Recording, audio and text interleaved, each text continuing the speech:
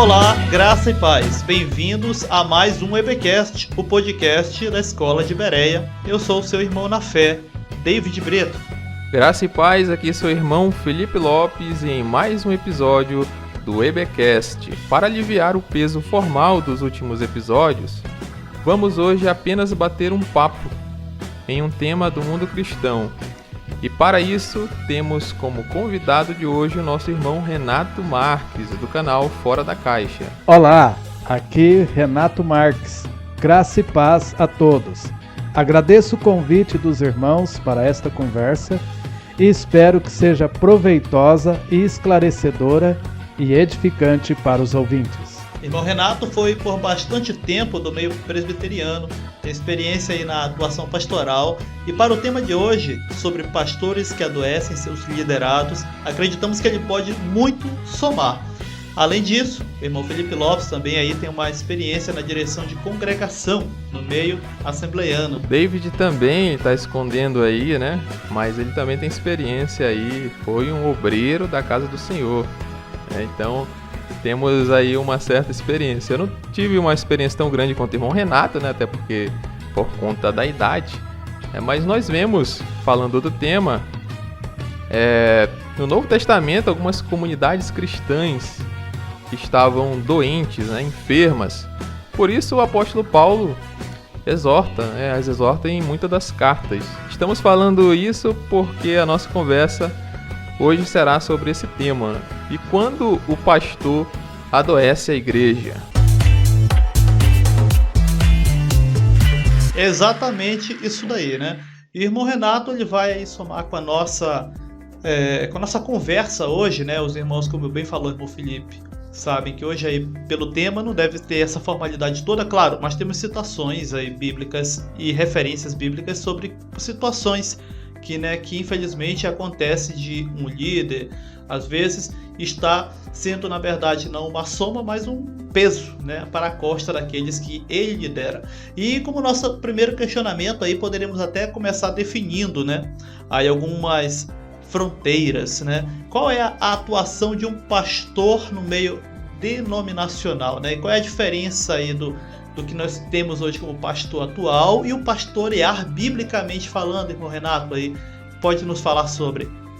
Bom, meu irmão, irmãos, primeiramente, eu vou falar bem rápido sobre mim. Eu nasci num lar evangélico, então desde criança eu vim aprendendo do meio cristão.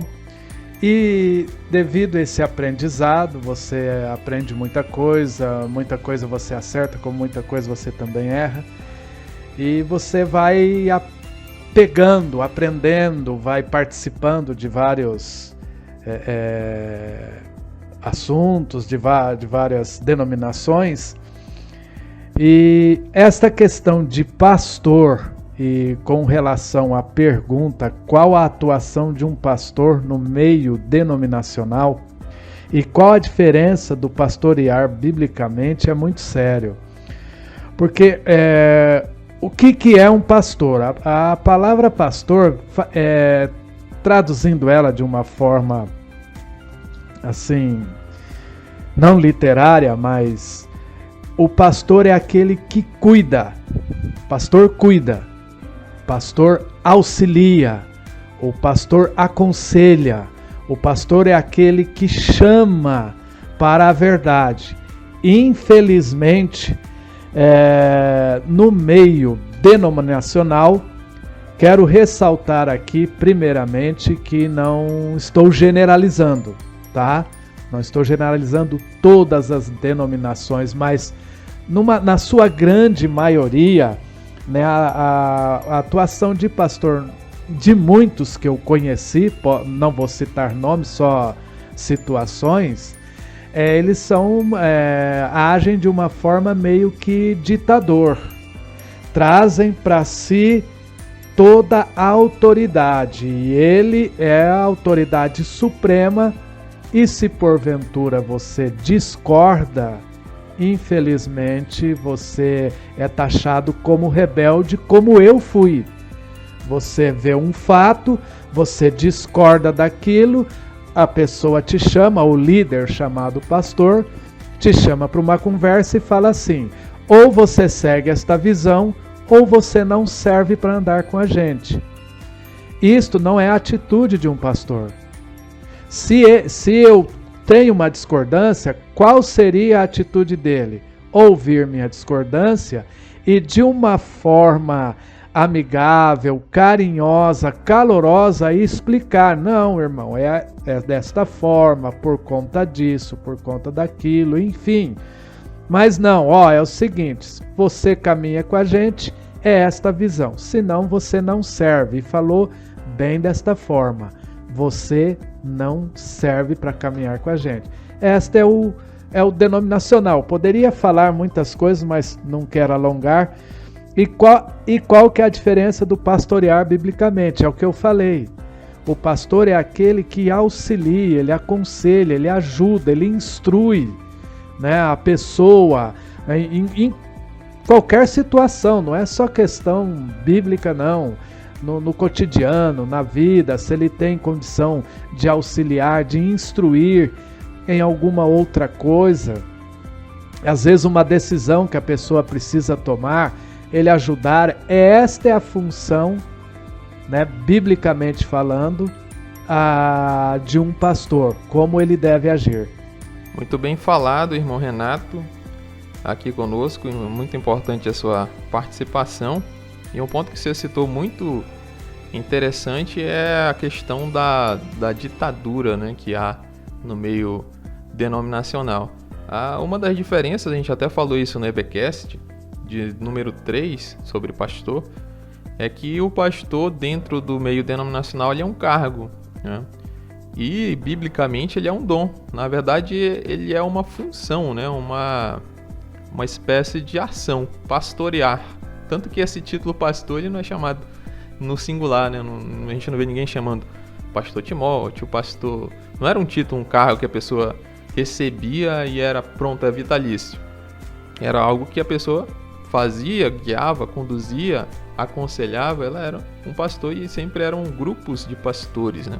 Sempre no plural. E infelizmente há essa privatização, né, da direção da igreja ou da denominação. Muitos pastores se sentem, e de fato são, né, se a gente parar para ver algumas denominações fundadas aí, né, são o dono da igreja, quando ela se torna uma empresa, né? A maioria tem o seu CNPJ, é uma empresa, e a pessoa vai lá, funda, e ela é o dono, e de fato acaba sendo um ditador. Quando o pastor bíblico ele não é, ele é apenas uma ovelha que está ali para auxiliar, né? E está ali sempre contribuindo e não só mandando, sempre servindo, né? E não sendo um ditador. É muito interessante a fala do irmão Renato, né? Bem sucinta, inclusive. Acho que eu resumiria, inclusive, só para fechar, que o pastor é aquele que atua como, né? Pastor atuando de fato, ele se vê como muito mais servo, né, dos outros, do que de fato alguém importante, ou como dizia Jesus, que procura os primeiros lugares, né?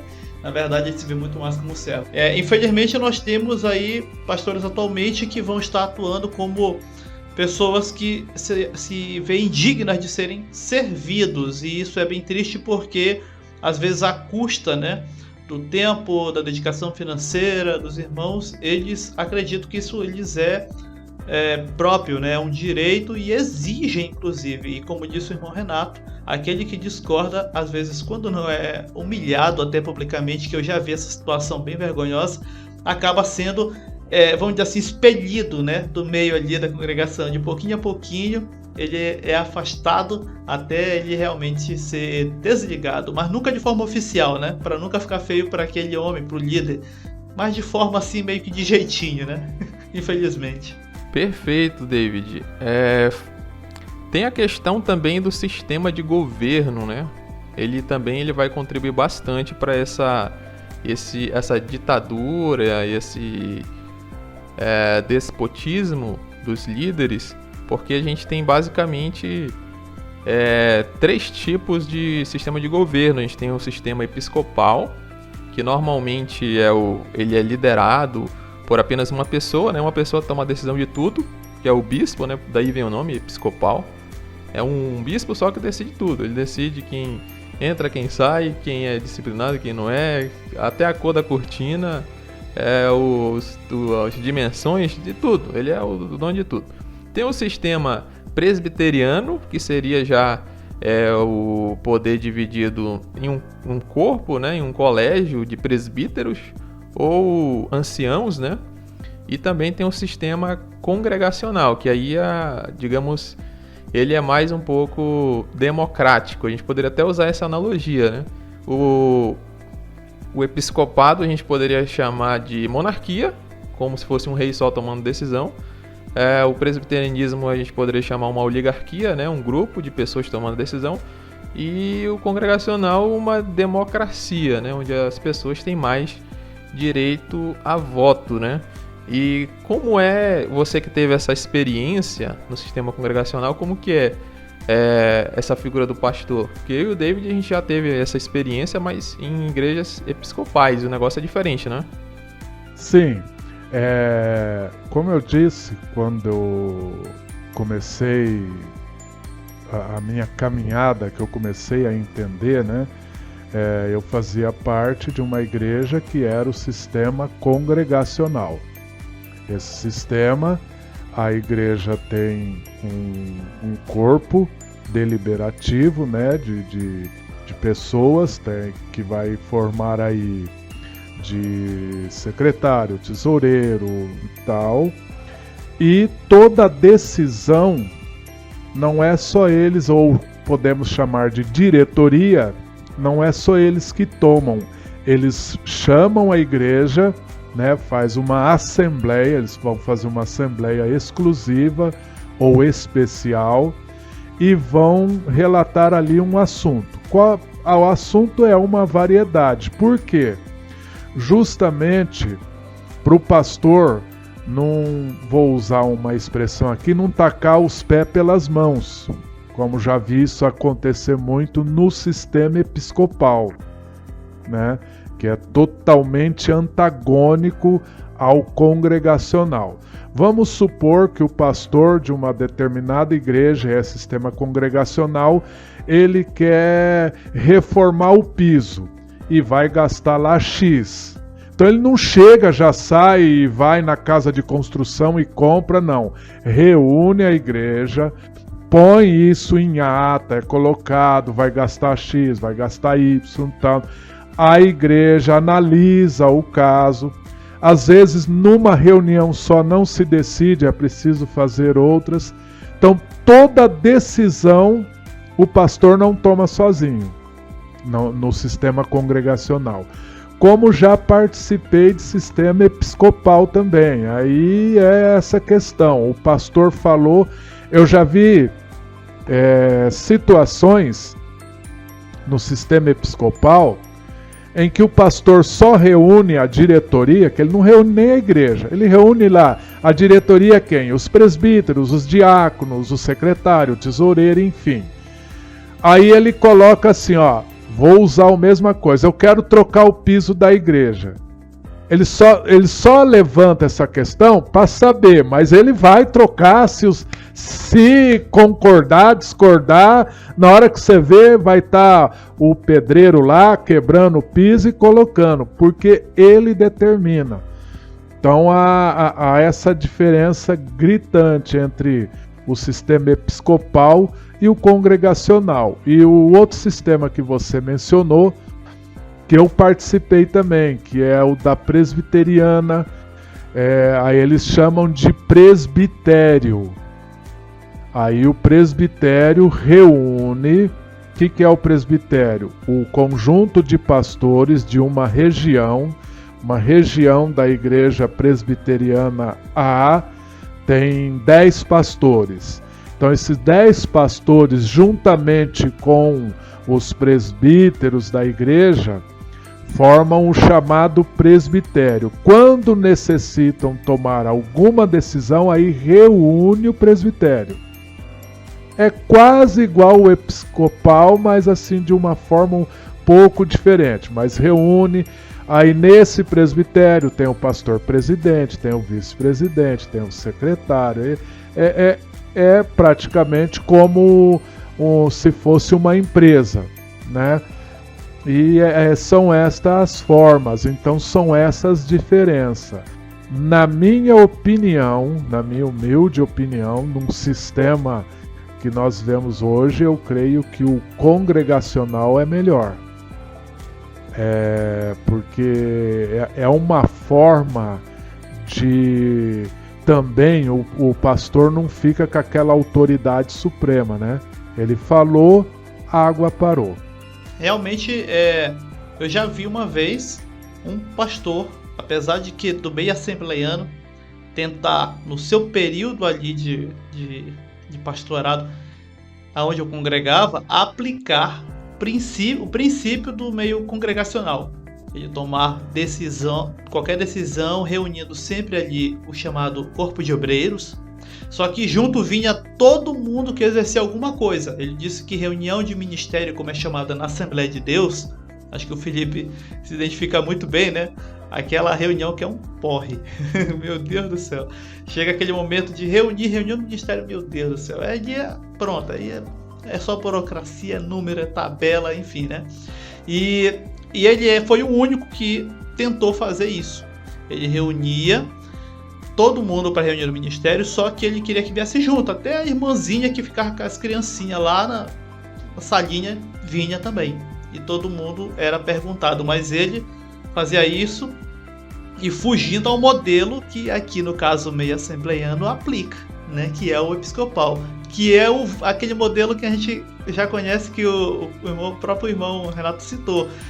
Eu tô falando e não é algo assim inventado, parece assim um estereótipo, porque parece que todo mundo fala igual. Irmão, eu vou usar o exemplo do piso aí do irmão Renato, né? Nós vamos trocar o piso da igreja, amém ou não amém? Aí os irmãos já sabem que não adianta dizer não, né? Só diz assim, amém. É assim.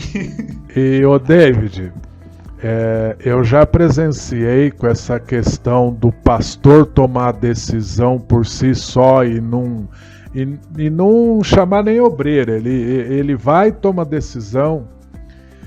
Da cidade que eu vim, aconteceu um fato lá do pastor fazer isso. E ele queria mudar a igreja de lugar, terreno. Eu sei que ele arrumou uma dívida do tamanho de um bonde. E isso ele fez assim, a hora que o povo fez, ele já tinha comprado, ele já tinha feito a troca, ele já tinha feito tudo. Já tinha assinado. E aí? Foi um Deus nos acuda, porque aí o que a igreja teve que fazer? Teve que se reunir, teve que fazer as chamadas campanhas, vender feijoada, vender galinhada, vender e sair vendendo, porque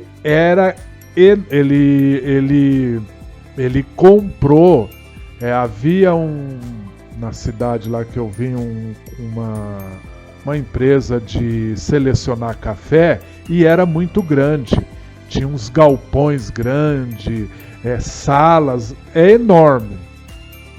E ele trocou isso, a igreja era no centro, ele trocou, né, ele deu o terreno, o prédio da igreja no centro da cidade, que valia muito, e trocou e ainda tinha que voltar dinheiro.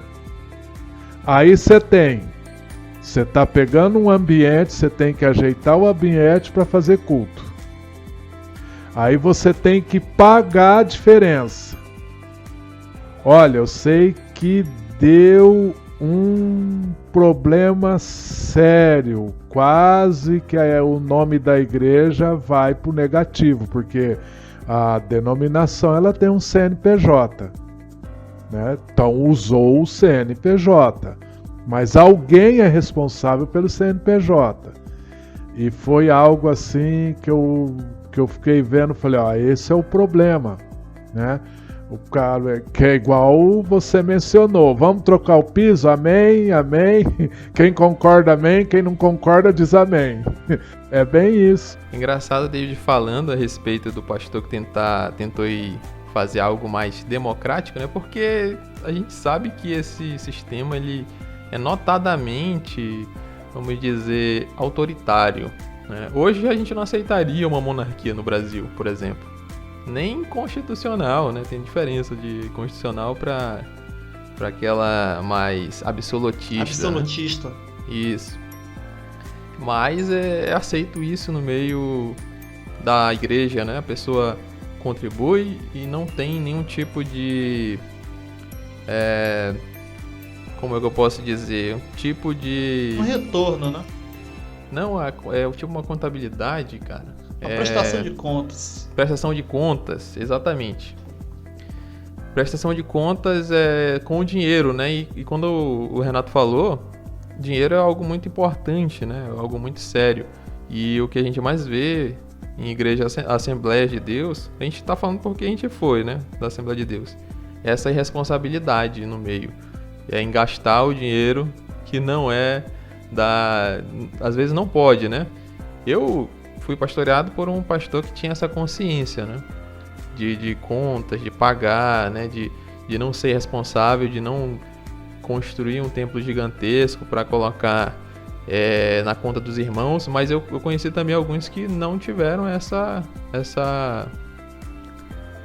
pena, né, dos irmãos. Eles simplesmente colocaram na cabeça dele, é o projeto, é a visão de Deus, é isso que Deus quer, e vai lá, se endivida e faz aquele templo gigantesco, às vezes nem tem pessoas para colocar lá, né? Já pensa com esse viés expansionista, às vezes acomoda os irmãos ali, fica cheio um culto ou outro no ano, aí ele fica usando isso como desculpa, a gente tem que ampliar. Eu sei que alguns irmãos eles vão se identificar muito, né, com isso, né? É muito comum, principalmente no meio assembleiano. E é o jeito que o povo gosta, infelizmente, né? Pessoas que tentam mudar isso ou diferenciar, elas acabam sendo engolidas pelo sistema, né? Principalmente assembleiano. A gente sabe que é assim que é e pronto. Essa é a visão. Como o irmão Renato diz, ou você aceita ou, né, vai procurar outra igreja, que aqui a nossa visão é assim, né?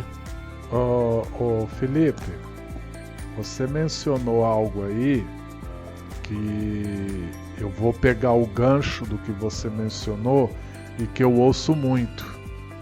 Deus me deu a visão.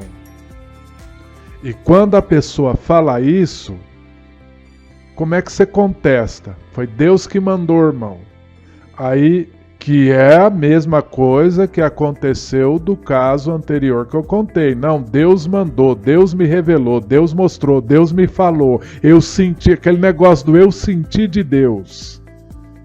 Aí o cara arruma uma dívida, contrai uma dívida enorme, e quem é responsável pela dívida? Toda a congregação, porque toda a congregação ela tem um corpo, mesmo que ela tem CNPJ, ela é uma... como nós trabalhamos uma vez numa entidade filantrópica, e nós registramos essa entidade, depois que eu fiquei sabendo, para se registrar em cartório, inclusive igreja, tem que colocar lá que é uma entidade filantrópica sem fins lucrativos, né? Então, quer dizer, ela vai trabalhar de uma forma, mas não vai fazer o que ela faz, não gera renda, entre aspas, né? E aí a pessoa vem com esse argumento que você falou, Deus mostrou, Deus me mostrou, senti de Deus. E aí, depois dá errado, vai pôr a culpa em quem? Em Deus? Não, ou como nós vemos muitos aí, né? Os irmãos estão sem fé, os irmãos não estão tendo fé. A pessoa sempre vai arrumar um argumento, né? Se surgir um problema, ela arruma um argumento ali para tentar amenizar a situação. Mas aí depois, meu irmão, é só a misericórdia de Deus mesmo. Eu sempre digo que as denominações são entidades sem fins lucrativos que mais lucram, né? Se a gente for pegar o lucro de todas, acabaria com a fome do país, né? Isso, assim, tranquilo, sem pesar pra ninguém, é só o troco, né? Tem até estudo sobre isso, né, David? Exatamente. Isso faz a gente questionar um dos nossos pontos aí, né? Até onde é que vai, então, a autoridade, né, de um pastor? E quando a gente fala pastor, de novo, fazendo aquela distinção, não o pastor biblicamente descrito, mas o pastor como nós conhecemos, né, atualmente no modelo religioso evangélico. Até onde vai a autoridade desse homem, né, que pode estar usando o nome de Deus deliberadamente para, às vezes, tentar realizar um projeto de visão pessoal, né, e que para fazer os outros comprarem, ele diz que foi Deus que lhe mostrou.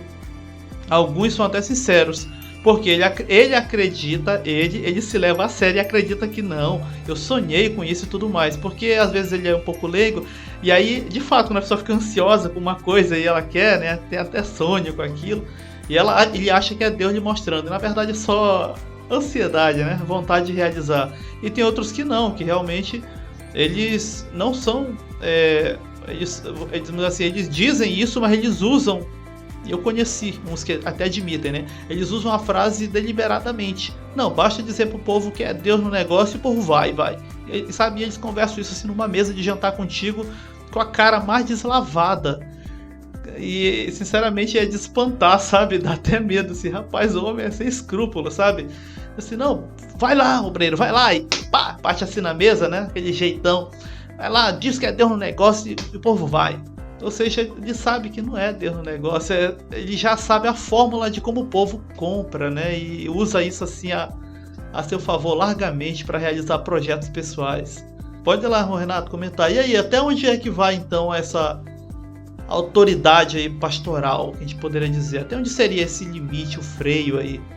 Na minha visão e aquilo que tenho conhecimento das Escrituras, o pastor não é aquele autoritário. Vou dizer assim, ele é uma pessoa que deve ser respeitada, sim, tudo bem. Mas nós vemos às vezes, e eu tenho certeza que vocês têm conhecimento disso, o que ocorreu, principalmente na nossa época, foram começar a usar jargão. Que o pastor, ele é o quê? Um ungido de Deus.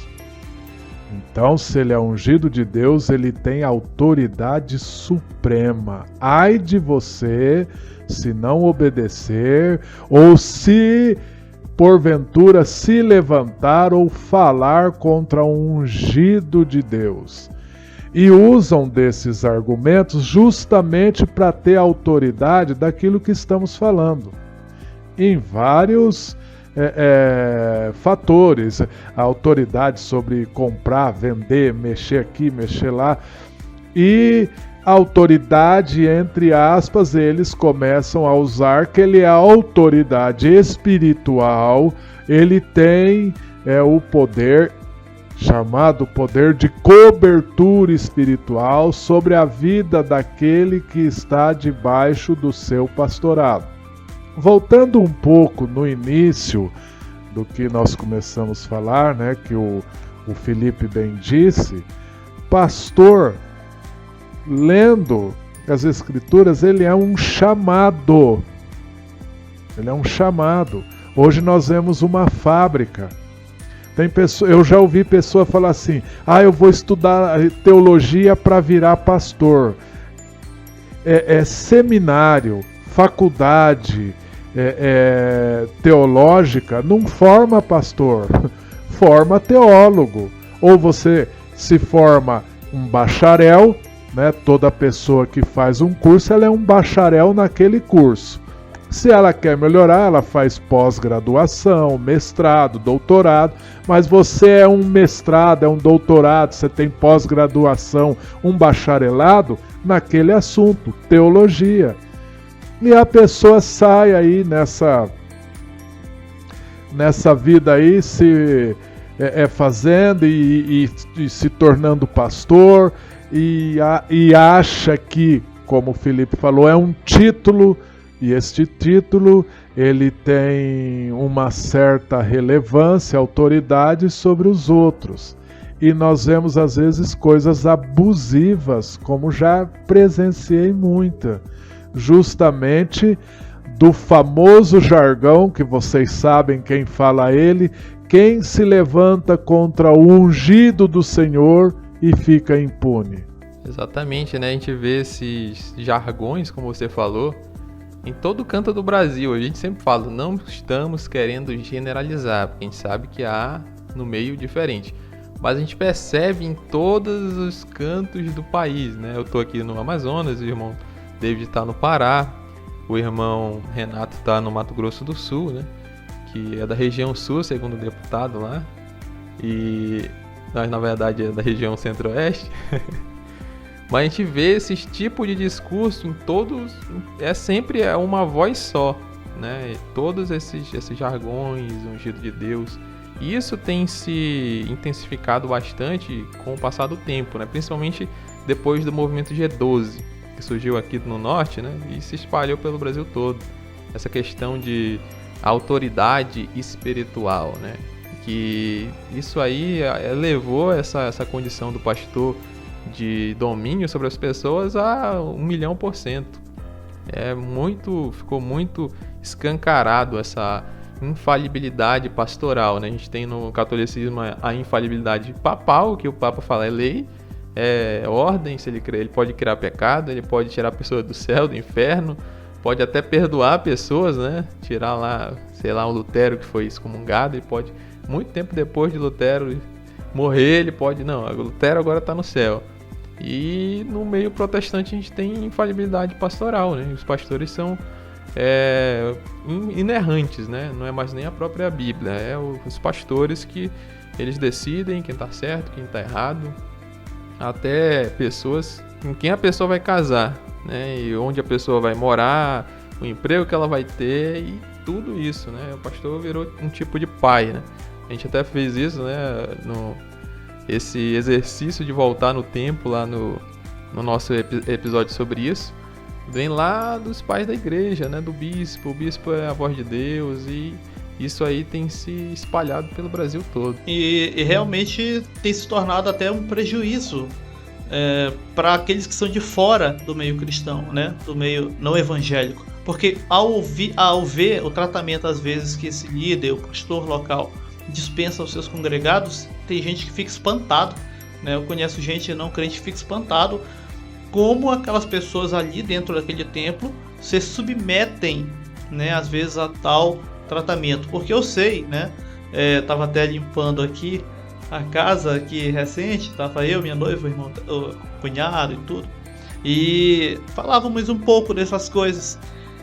E às vezes a gente tava falando assim mesmo, quando a gente se coloca de fora de um culto, né, você que está de repente nos ouvindo agora, experimenta ir lá fora, tem nos interiores, cidade pequena, bairro tranquilo, sempre tem aquele que passa na frente do templo e encosta de longe e fica olhando, né, vendo ali o culto acontecendo. Vai lá de fora e fica lá da pessoa, puxa um papo, você percebe rapidamente como assim parece que o ambiente do culto é uma coisa olhando de fora e quando você está dentro é outra sensação. Por quê? Porque ali tem uma bolha, né, uma casca de uma lógica própria, que quando você está lá dentro faz sentido, mesmo que o pastor ali fale alguma coisa absurda, até biblicamente. E faz sentido dentro daquela casca, né, da bolha. Quando você vai de fora, e quando eu falo de fora do templo mesmo, fica assistindo o culto de longe, a partir do ponto de vista daquele descrente que passa na frente do templo e para um pouquinho. É outra coisa, você percebe, opa, peraí, mas o pastor acabou de falar uma besteira ali. Ou seja, dentro ali da bolha, né, faz sentido muita coisa. E a gente não percebe, às vezes, esses mandos e o desmando, né, que esses homens, às vezes, têm. E praticando abuso mesmo de autoridade. Coisa que, às vezes, nem acho que o prefeito da cidade ousa, né, cometer de abuso de autoridade. Exatamente, né, David? A gente, como tu falou, se a gente olhar por fora, como eu falei antes também, trazendo para outros exemplos, né? A questão de monarquia, a questão da ditadura, as pessoas elas reprimem esse tipo de sentimento, mas quando se fala de dentro, elas não aceitam, por exemplo, que o professor fale assim, que às vezes até o próprio pai. Tem pessoas que têm mais reverência ao pastor do que ao próprio pai sanguíneo, né? e patrão, não aguenta abuso de patrão, mas o pastor faz ele trabalhar ali 10 horas por dia tranquilo, né? Sorrindo e dizendo que é pra obra de Deus, e é isso.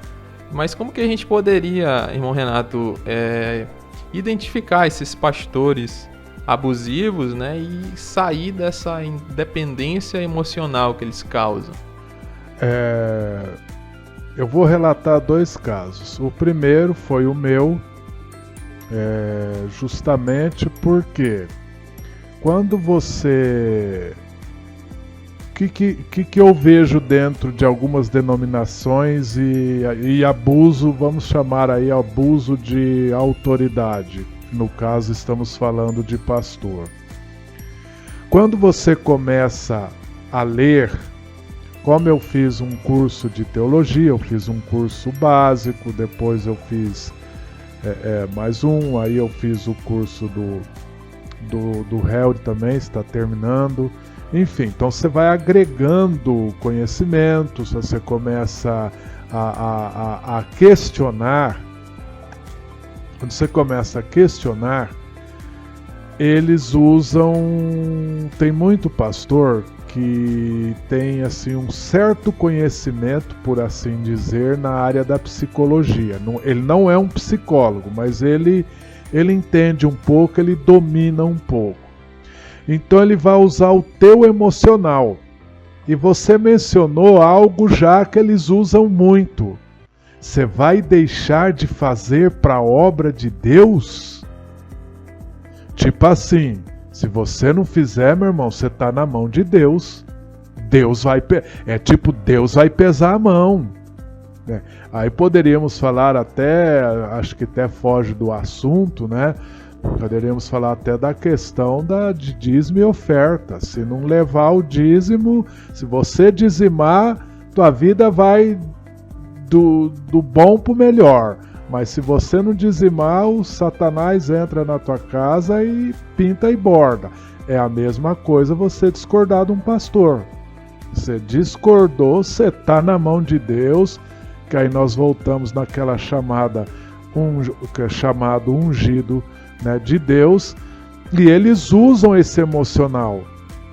Eles vão trabalhar na questão de que ele é uma autoridade constituída por Deus. Se você está se levantando contra ele, você está se levantando contra uma autoridade constituída por Deus. Aí eles vão pegar até texto lá do Velho Testamento, quando Moisés, o caso de Miriam e Arão, que Miriam ficou leprosa por causa de discordar de umas coisas de Moisés, aí eles usam, tá vendo o que Deus fez?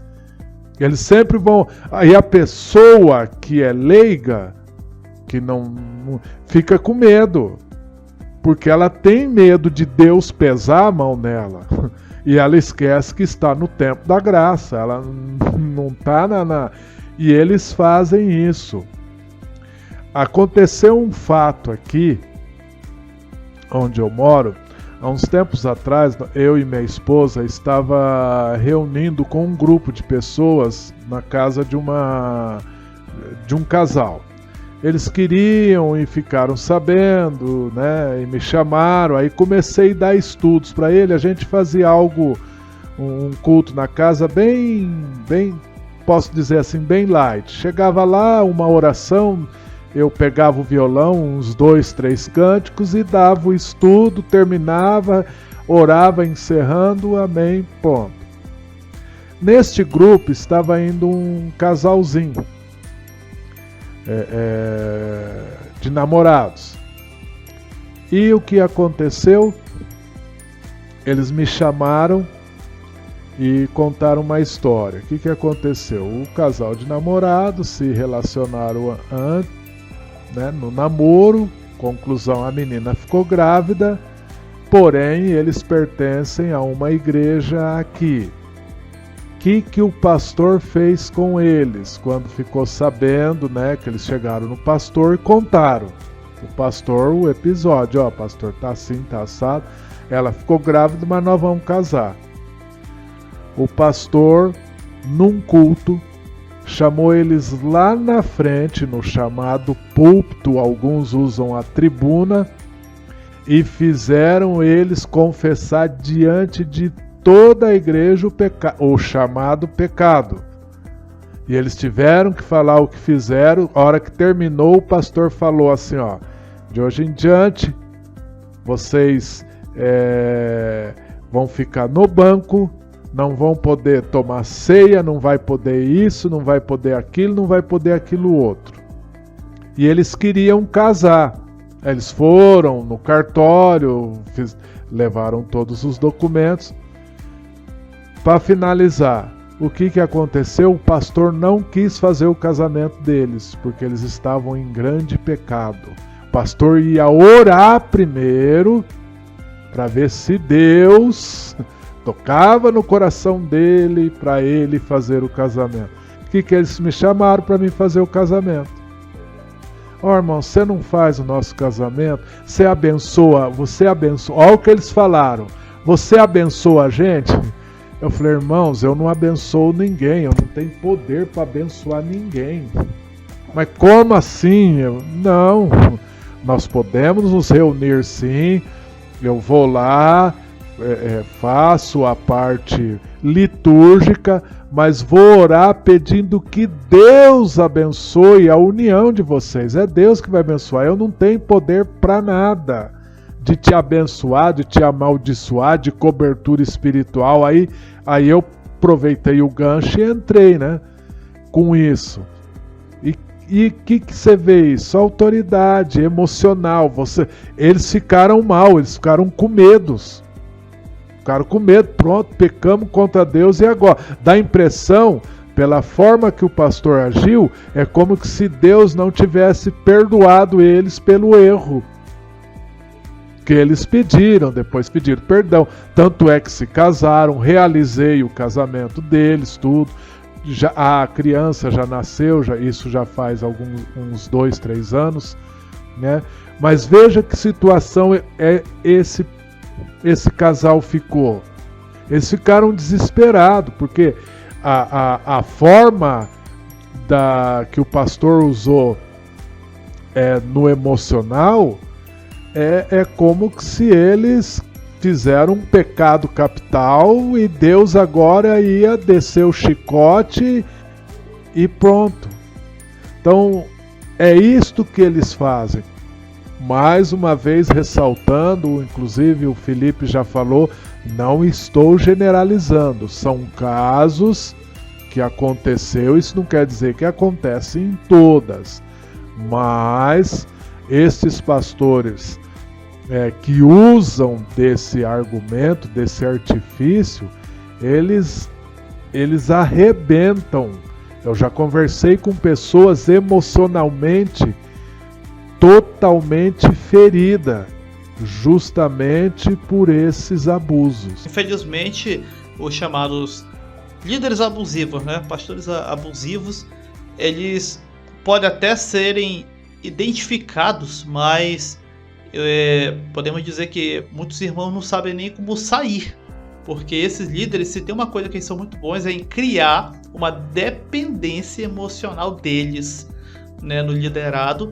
E isso daí já é meio que de praxe. Ele chegou na congregação, se houve uma troca, ele já vem de outro local, ele procura logo criar essa dependência emocional. E não é naquele sentido de cuidar não, né? De visitar, não é. É dependência mesmo de tudo que eles fizerem, os liderados. Tem que ter a aprovação dele, porque aí vai ser mais abençoado, mais próspero, né? Aí a bênção vai ser transbordante. Sempre tem, né, os jargões. E é muito ruim, mesmo que a pessoa identifique que ela está debaixo da liderança de um líder, ela fica receosa, né? Não vou deixar de congregar, mas vamos dizer assim, vou trocar de congregação. E aí eu já vi isso acontecer, de esse tipo de líder ir coagir, né, aquele irmão ali, às vezes a voltar porque ele orou e o Senhor mostrou que não é de Deus de trocar de congregação, não. Enfim, e é muita situação, cada uma mais cabeluda às vezes que a outra, que quando chega, às vezes até a gente, outro irmão que também se identifique com isso, que já ajudou alguém assim, que está ouvindo, a gente sabe muito bem que a pessoa já chega, como o Renato falou, ferida. Já está totalmente ferida, emocional já está destruído, a autoconfiança dela já é destruída, porque ela não consegue fazer um passo sequer da vida pessoal dela sem pedir a confirmação para um líder, né? Que seja, apareceu um emprego ótimo para ela na cidade ao lado, ela fica com receio até de mudar de casa para pegar ali a bênção, o emprego bom, porque ela não está debaixo, né, da autoridade. Quando alguém pensa e chega nesse estado, e algum irmão que nos ouve está de repente nesse estado, irmão, infelizmente você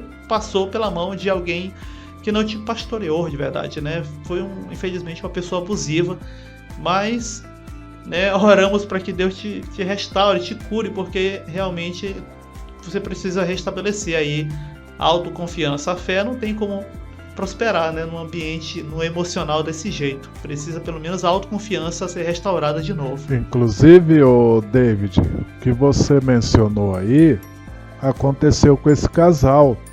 Eles vieram depois, eu realizei o casamento, tudo, eles vieram perguntar para mim se teria problema deles irem para uma outra igreja, sair dessa. Eu falei, não, você vai em qual denominação você acha melhor. Não tem... Ah, mas porque o pastor falou isso, falou aquilo, aí entrou no que você falou. O cara usa de um emocional para prender ali. Não, você tem que ficar aqui, porque se você sair... Aí o que o pastor usou, se vocês saírem, eu não abençoo vocês. Então, e isso ficou na cabeça, quer dizer, se eu sair, a minha vida vai se enrolar porque o pastor não abençoou. Você entendeu? Outro fato que você usou aí, eu vi, isso eu presenciei. Um irmão que tem um ótimo salário, um excelente salário, queria construir uma casa. E na época ainda, ele tinha vindo de São Paulo, então o pastor de São Paulo que...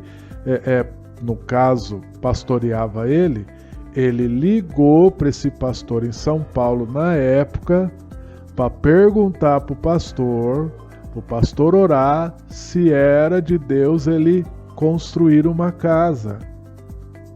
Você vê a que ponto que chega a pessoa de uma forma assim, ficar presa no chamado emocional. Eu vou ligar, vou perguntar para o pastor se eu posso isso, se eu posso aquilo, posso fazer aquilo. Aí entra no que você falou, a pessoa está presa, fica ferida, fica magoada, aí traz um peso sobre ela grande, e depois olha lá se não largar tudo e jogar tudo pro ar. Infelizmente, quando chega nesse ponto aí, né, a dependência emocional já está estabelecida total, né? Estabelecida com sucesso, como diz aí o status de conexão. Infelizmente, as pessoas não conseguem sair desses laços abusivos porque elas nem percebem que estão presas, né? O irmão Renato falou, o pessoal não percebia que estava ali, né? O quão, assim, sem sentido, né? Como o David falou, só faz sentido dentro daquela caixa, daquela bolha, né?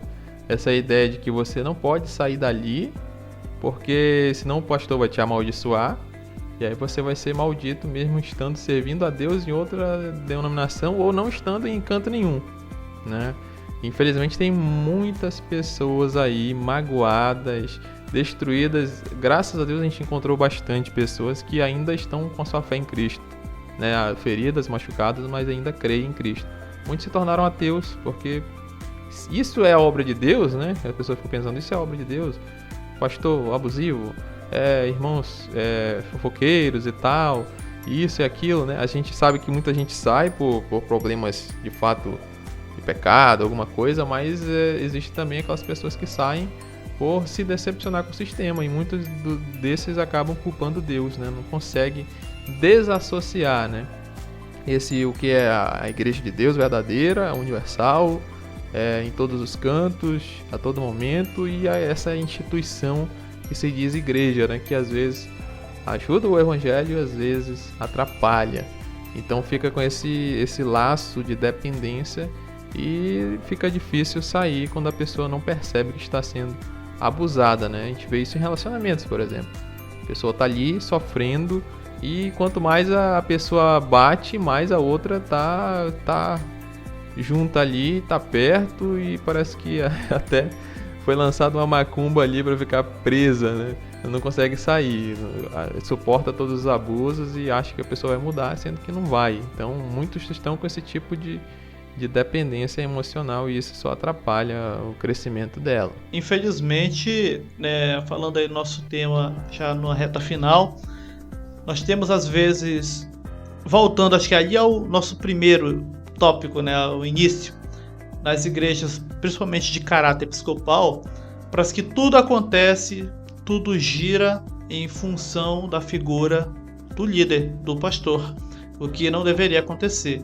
O que somos, o que pregamos, o que defendemos, pelo qual lutamos é por causa de Cristo e não porque uma pessoa, né, específica acha que isso é certo ou que isso é errado. Mas só que infelizmente sabemos que não é assim, apesar de que tem Cristo ali, né, como slogan, vamos dizer assim.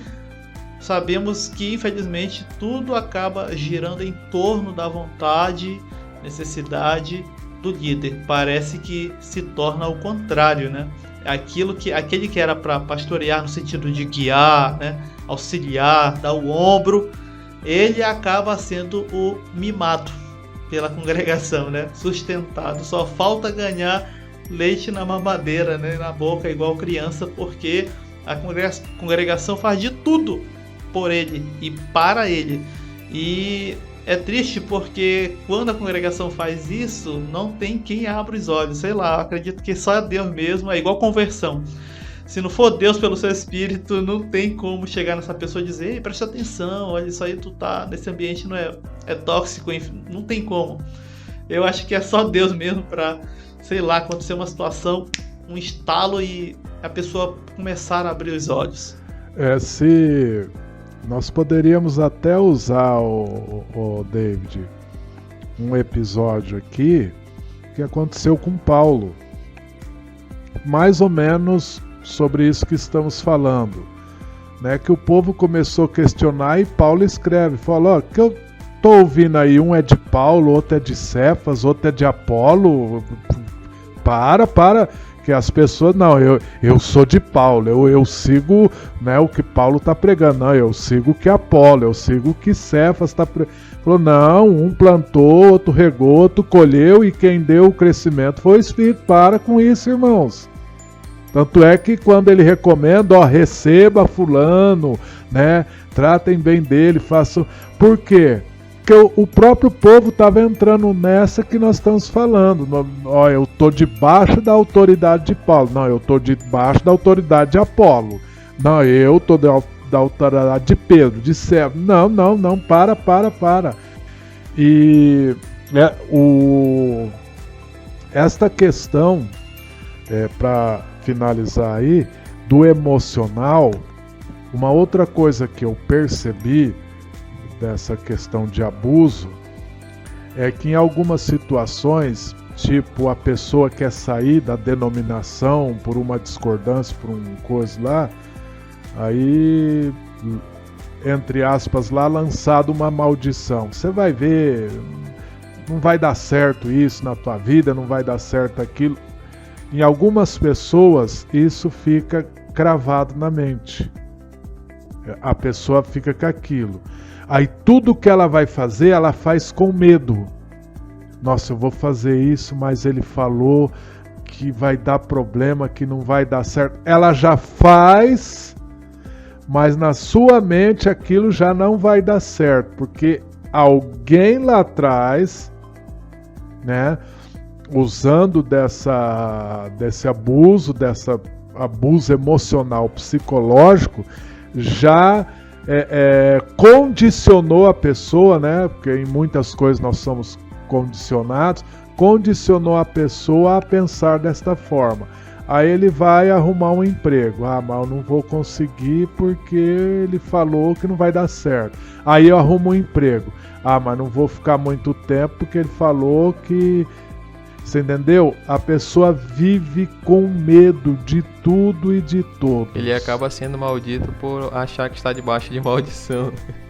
Ele mesmo cria seus próprios problemas. Exato. Mas outro ponto aqui que a gente poderia falar do pastor que adoece a igreja seria um pastor que só pensa em números, né? Que não trata as pessoas como se fossem vidas, e sim como se fossem apenas ali, literalmente, animais, né? Às vezes a gente ouve certas pessoas falando, fulano é minha ovelha, nesse sentido de ser pastor, né, bíblico, mas ele às vezes trata como se fosse gado. E a gente já viu, eu já ouvi, por exemplo, o David até citou no começo do episódio que essa conversa é comum neles, né? Até quando vai fazer permuta, pastores de área, aí fala, minha igreja ali rende tanto. E a tua rende tanto? Ah, bora trocar? Ah, ali tem tantas cabeças. Eles falam assim, cabeças, como se fosse rebanho de animais mesmo. E ali rende tanto e vai troca com outro e sempre busca o aumento, né? Aqui na minha região o que entrou foi o G12 por causa dessa ideia, né? Isso acaba fomentando esse tipo de abuso espiritual, né? Porque a pessoa é um ganhador de almas, entre aspas, né? Se bem que às vezes ela está só ali dirigindo e outras pessoas estão trazendo, e aí a igreja vai crescendo em números. Olha aí, o pastor, Deus está com o pastor, né?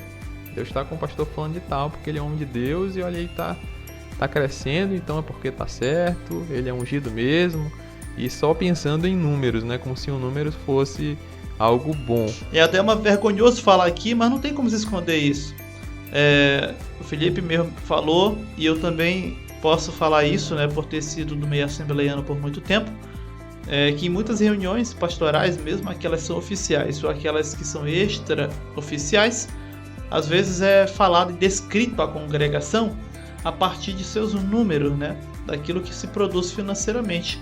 Não há quase uma conversa no sentido que lá na tua congregação tinha aqueles irmãos que estavam ruins, e aí ele está bem, né, conseguiu se recuperar daquele. Não tem esse tipo de conversa. A conversa é como é que tá lá, rendia tanto no passado, melhorou agora, caiu, aumentou.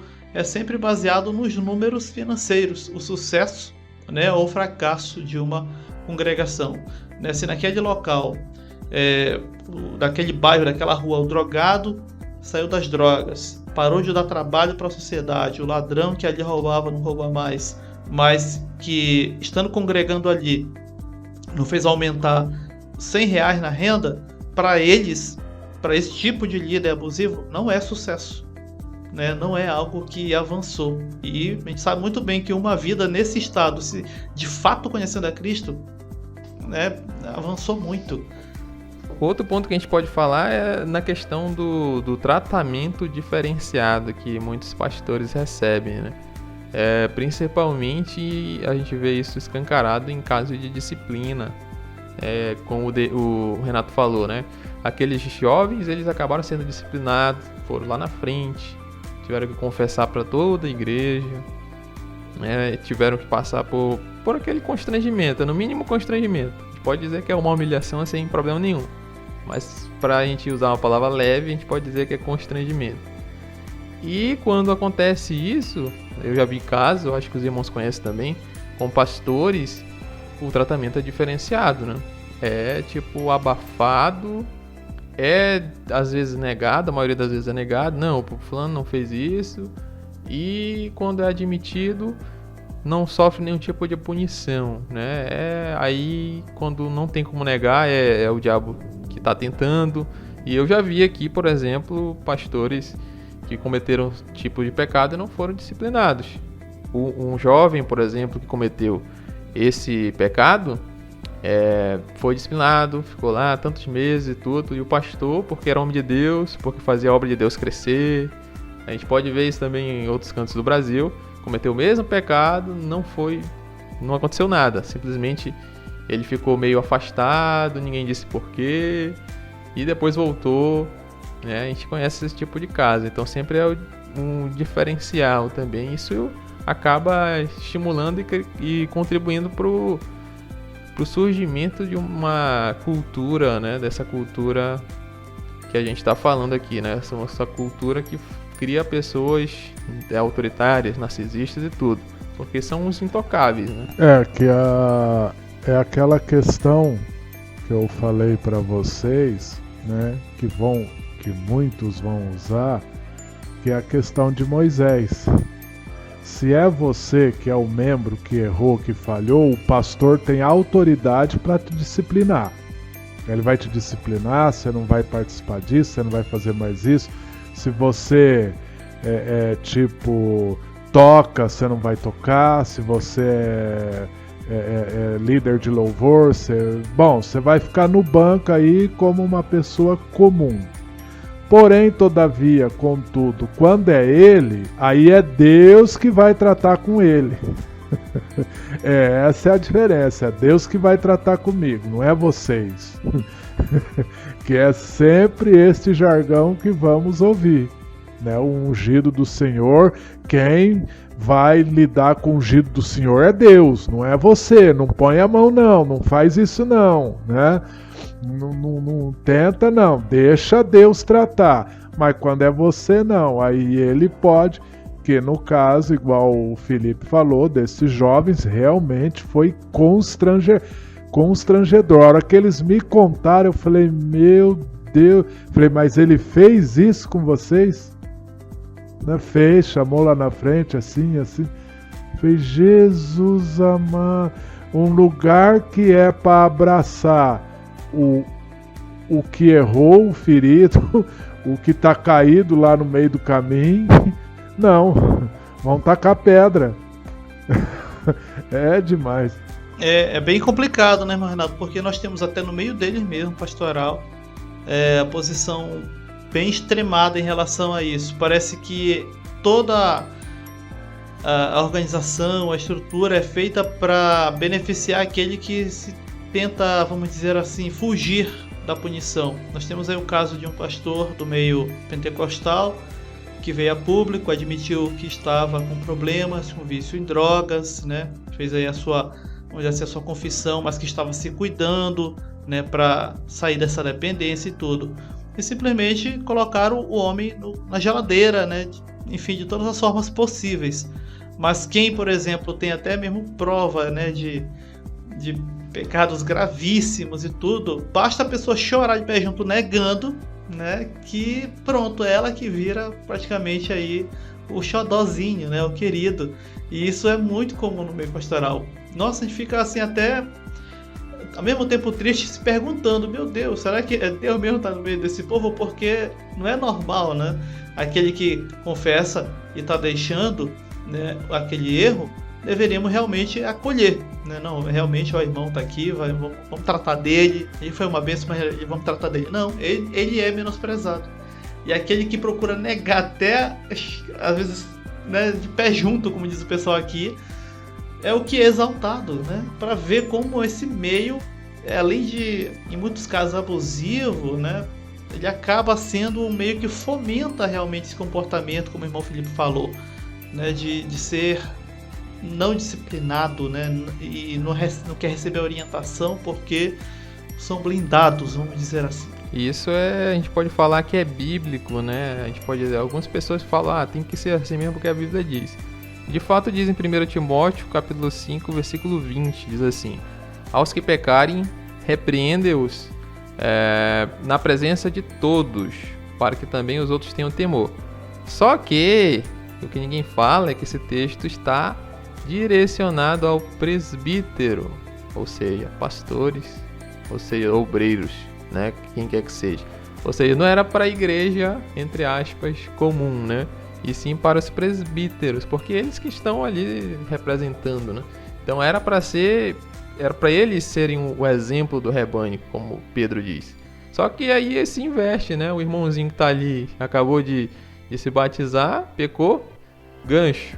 Agora o pastor que está lá tantos e tantos anos pode cometer um pecado 10 vezes pior, que está lá bonitinho, né? E está escondido. Outros vão, isso aqui é um negócio bem sério, né? A punição é ir para política, né? Às vezes, não vai dar mais certo aqui, aí joga lá para candidato político, a igreja vota nele, aí ele deixa o cargo, né, por cima da carne seca e agora vai ser um político, né? Aí a igreja não é mais o problema da igreja, é o problema lá da sociedade. Olha só como que é o negócio, né? Que é complicado mesmo. É como eu acabei de falar, a pessoa em vez de fato ser repreendida para que retorne, para que melhore, não. Ela é praticamente premiada ao cometer um erro e se segurar naquilo, né? Na sua posição de não mereço tratamento, isso, enfim. Complicado isso aí. Mas é isso, né? Chegando, acredito, ao final do nosso episódio, e os irmãos que até aqui se identificaram aí com os relatos, aquilo que o irmão Renato aí compartilhou conosco da sua experiência, acredito que o episódio é mais para ajudar aquelas pessoas que se identificando com o que foi descrito, citado, entenda que o nosso sumo pastor é Cristo. E aqueles que se apresentam como pastores, apesar do título, apesar da consideração do status que ele tem, irmão, se ele de fato não demonstra ter o dom de pastorear e não está te pastoreando, está te adoecendo, né, abusando do teu tempo, da tua disposição, né, e até do teu emocional, irmão, não te prende. Ora ao Senhor para que você saia, né, desse relacionamento, literalmente um relacionamento abusivo que não te edifica, não te faz crescer, né, e que só tá te diminuindo, te quebrando por dentro aos poucos. Exatamente, né? A gente também poderia aconselhar as pessoas buscarem um local saudável, né, para se reunirem. Às vezes a pessoa nasceu ali e fala, não, é aqui que tem que ser, Deus me chamou nesse lugar. Às vezes ela até recebeu uma cura, né, ou uma bênção. É aqui que Deus me abençoa e tá lá, e ela aguenta tudo, né? É um tipo de pessoa que pode aguentar os mais altos abusos, por que não? Deixa Deus com ele com Deus, e o meu dever de ovelha é obedecer, e pronto, Deus vai me honrar com isso. Tome cuidado, irmão, porque não é exatamente assim que funciona. Eu também aconselho ao irmão, se porventura está passando por isso, por essa abuso, né, por essa questão aí de abuso de psicológico, procure um outro lugar, não vai ter problema se você sair, não vai ter maldição, não vai acontecer nada com você, não. Saia, porque eu já vi casos de pessoas ficarem assim, como o David usou, né, num relacionamento assim tão abusivo, e que a pessoa, depois que saiu, se desligou tudo, ela teve que procurar um profissional da área para ela lidar com a coisa, porque tamanha era o abuso psicológico que ela passou. Ela teve que procurar um psicólogo e começou todo um tratamento para conseguir de novo ter uma vida aí normal. Então aconselho, tá tendo esse problema, saia, nada vai te acontecer, chegou, ó, vamos pôr um ponto final, eu vou para outra denominação, enfim, né? Deus te abençoe, muito obrigado por tudo, pelo tempo que tive aqui, e vai procurar um outro lugar que você seja aí compreendido. Esta é a palavra que eu gostaria de usar. Você seja compreendido e compreenda também as pessoas. Essa é a minha o meu conselho que eu dou, porque se você permanecer, mais feridas vão vir e em alguns casos a situação se torna agravante e crônica, aí é mais difícil. Chegando aí ao final do nosso episódio, agradeço aí ao irmão Renato, né, pela participação, pela disponibilidade, né, em compartilhar isso, sua experiência, inclusive, muito mais ampla, né, do que a nossa. Nós somos meninos aí perto deste homem de Deus aí. E o irmão Renato estava com o canal anteriormente, alguns dos irmãos acredito que o conhecem, né, e que podem estar ouvindo aqui, né. Infelizmente teve aí um imprevisto, o último canal dele acabou estando fora do ar, mas já temos um novo canal, inclusive o link vai estar na descrição desse episódio aqui, né, ou vou colocar no primeiro comentário fixado ou na descrição o canal Fora da Caixa do irmão Renato, que sempre ele está compartilhando, né, meditações sobre as escrituras que são edificantes, né. Os irmãos que estão aqui assistindo podem estar indo lá, se inscrevendo, o canal está recente, né, e acompanhando aí o irmão também aí para a edificação aí, vamos dizer assim, do corpo de Cristo como um todo. Amém. Eu agradeço aí o Felipe, o David por terem me lançado esse convite, muito bom, é bom esse bate-papo, né, descontraído, trazer as experiências, né, da minha caminhada, né, e isso é muito bom. E que Deus continue nos abençoando a cada dia e nos fortalecendo, ensinando, trazendo discernimento, entendimento para podermos levar esta palavra da verdade, das Escrituras, né? Que o que ando vendo ultimamente aí estão usando da palavra de Deus para benefício próprio, e isto não é correto. Então nós somos contra isso, e é isso que anunciamos no canal aí, canal Fora da Caixa. É isso mesmo, já fica o ensejo, caso você gostou do papo, né? Uma conversa bem descontraída aqui. A gente tem um episódio completo sobre essa questão do pastor, né? O nosso episódio número 3. Lá nós vamos trazer mais uma parte teórica, né? Trazendo de onde surgiu essa ideia de bispo único, né? Passando ali para quem gosta de algo mais embasado, né? E falando já nesse pastor, né? Que pastoreia segundo a Bíblia, e falando dos canais parceiros, a gente falou do Harry, do canal Evangelho Underground, onde a gente se conheceu, né? E todos nós conhecemos ali, o irmão Renato, o irmão David, nós estamos ali participando com vários irmãos. Então se inscreva também no canal do irmão Harry Alves, e também tem o nosso irmão, o pastor Gilson Magalhães, do canal Novas Verdades. A gente conversou bastante, em breve vai estar fazendo uma participação especial aqui, e ele é o tipo de pastor que a gente sempre falou aqui no sentido bom, né? Pastor que pastoreia segundo a Bíblia, não pensa em números, é um pastor que está de fato pensando nas pessoas, né? Não forçando a ovelha e não arrancando a lã, e aí é um exemplo também, parceiro aí do nosso canal. No mais, se inscreva aqui no canal, caso você seja novo, deixe o seu comentário se essa conversa foi edificante para você, siga-nos também no Spotify, no Google Podcast e no Instagram. Também tem o meu Instagram pessoal, eu não posto nada lá, mas quem quiser seguir, o David também vai deixar o dele depois.